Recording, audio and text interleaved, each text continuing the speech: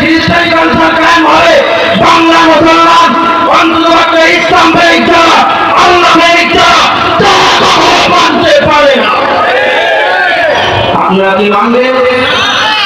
আপনারা কি মানতে পারবেন যে বাংলার জন্য হিন্দুত্ববাদী কায়েম হোক, বাংলার জন্য হিন্দুত্ববাদী কায়েম হোক?